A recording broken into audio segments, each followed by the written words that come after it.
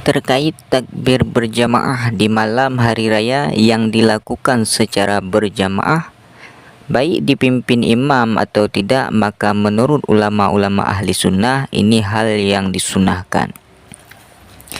Namun anehnya di kalangan Wahabi mereka membid'ahkan hal tersebut.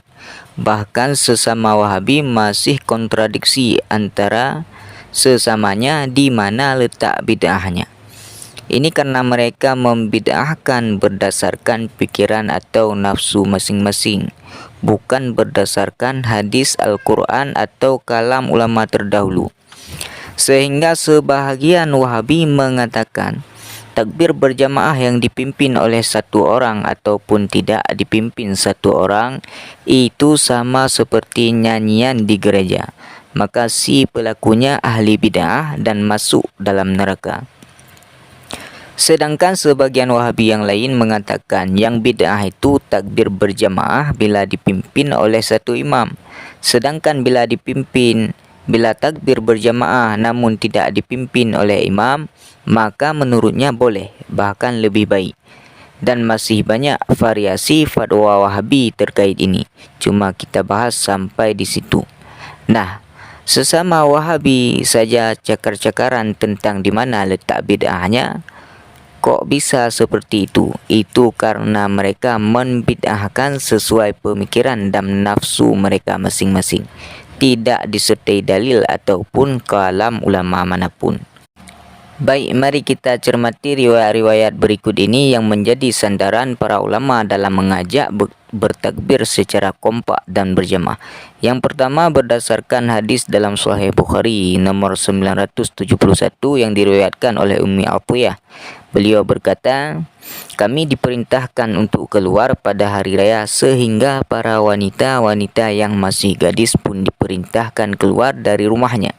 Begitu juga wanita-wanita yang sedang haid dan mereka berjalan di belakang para manusia, yaitu kaum pria. Kemudian para wanita tersebut mengumandangkan takbir bersama takbirnya manusia, yaitu kaum pria, dan berdoa dengan doanya para manusia, serta mereka semua mengharap keberkahan dan kesucian hari raya tersebut.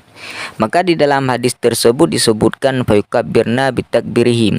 Para wanita tersebut mengumandangkan takbir bersama takbirnya manusia.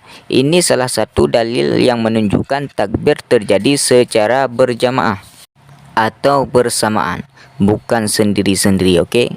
Makanya ngaji nahwu bro, biar tahu makna dhamir hum. Hum itu dhamir jamak, maknanya ramai atau jamaah. Makanya ilmu nahwu jangan kau bid'ahkan, biar pandai itu otak. Dalil yang kedua diriwayatkan oleh Imam Bukhari dari Sayyidina Umar bin Khattab dalam bab takbir saat di Mina, yang mana sahabat Umar bertakbir di kubahnya yang berada di tanah Mina, lalu penduduk masjid mendengarnya dan kemudian mereka bertakbir.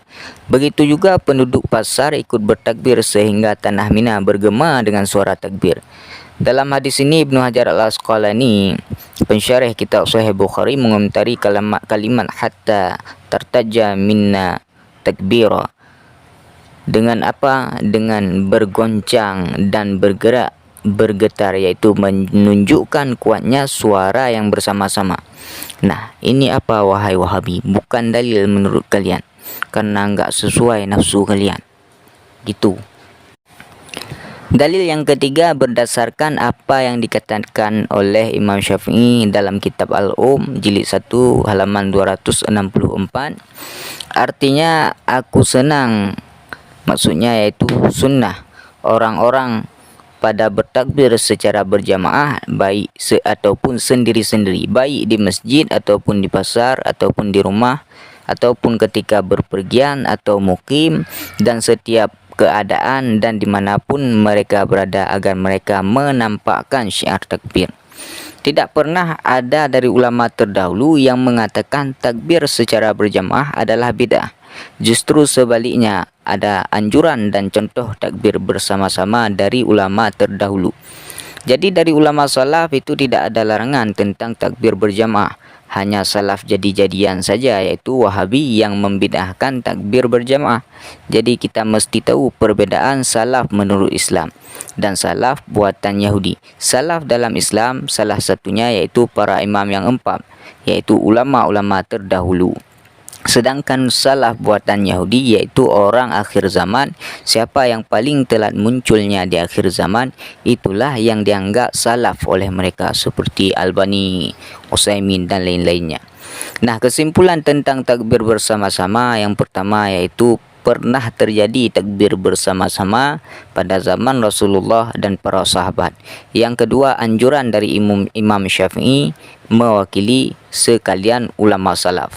Yang ketiga, tidak pernah ada larangan takbir bersama-sama dan juga tidak ada perintah takbir harus sendiri-sendiri. Yang ada adalah anjuran takbir dan zikir secara mutlak, baik secara sendirian ataupun berjamaah.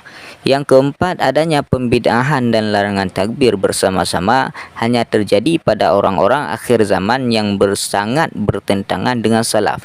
Itulah Partai Wahabi buatan Inggris. Wallahu a'lam bishawab.